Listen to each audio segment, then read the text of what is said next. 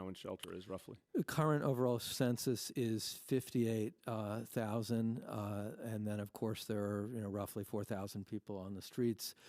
We've conducted more than 12,000 outreach encounters on the streets since the middle of March, and our outreach teams and our frontline staff have really been doing a tremendous job in this effort and questioning individuals on the street whether or not they've got the symptoms, observing whether they've got the symptoms. Out of all of those engagements, 12 individuals from the street have been transported to the hospital for testing, and all of them thus far have come out to be negative. Next, we'll have Matt from Newsday. Good morning, all. For the mayor, you said Thursday that there could be even stricter restrictions depending on the infection rate. Wait, Matt, I'm sorry. I couldn't hear your beginning, Matt. Start again. I'm sorry about that. I'll say it a little slower and louder. You said on Thursday that the restrictions could, if depending on the infection rate, be stricter.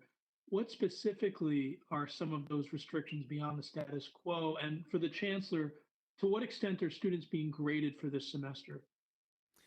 So, Matt, look, I think that it's a good question. I appreciate it. The way to think about this is that with the social distancing, with the shelter in place, we're obviously right now at a situation where we've changed life in New York City profoundly. And people are trying to live in a very, very different way, and it's been real difficult for a lot of New Yorkers. Clearly, if we had to even tighten up further, we could. We don't want to. Who on earth would want to? But if we felt that we were seeing a resurgence and a danger to the health and safety of New Yorkers, and we had to tighten up the rules further, we would do that, and we would obviously work with the state on that as well. So, I don't want to project what all those different things may be, but easy example is the interpretation of what's essential and non-essential. I think it's a good interpretation right now. You could tighten that even further. You could take some of the work that is now considered considered non-essential, and let me say it again. I can do this, Matt. You could take some of the work that's considered essential now and limit even that further, or limit the number of people that were allowed to do that work. So that's one area where you could tighten further. But the fact is, I don't think it's real healthy to do theoreticals either way. Some folks in the media have asked me, describe exactly how we might loosen up at a certain point. And I said, no, we can't do that, because we don't know if we're going to get to that point, when we're going to get to that point. And it's not healthy, I don't think, to say to people, well, this is what might happen, and then raise expectations unduly. I don't think it makes sense to do the other way either. What I think makes 100% sense is to say, here is a plan that New Yorkers are actually making work. As tough as it is, it's working. We have seen some really great indicators in the last week.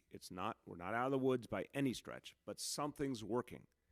It's clearly because people took shelter in place and social distancing to heart, and they're doing it really, really well.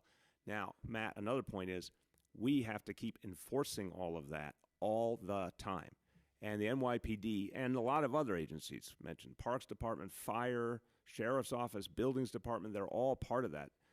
Buildings Department did a great job when a lot of the construction was deemed non-essential. They did a great job getting out there and shutting down those construction sites and making sure they didn't come back.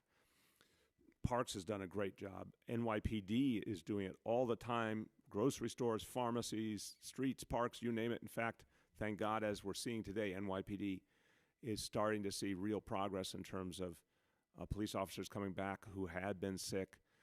We're seeing finally a little decline in the absentee rate. As we beef up the NYPD again, the ability to get out there, do even more enforcement. So I would argue, Matt, that the singular focus should be the rules and restrictions we have now that are working, enforce them really, really consistently. New Yorkers double down on them. And then when we see that sustained progress, let's assume the positive, where those three indicators go down all in a row, we can talk about some loosening up. God forbid those indicators went in the wrong direction. Then we're going to talk about the things that might mean tightening up. And I think that means for everyone, do what you're doing. Do not take the foot off the gas so we never have to get to that tightening up. The second question.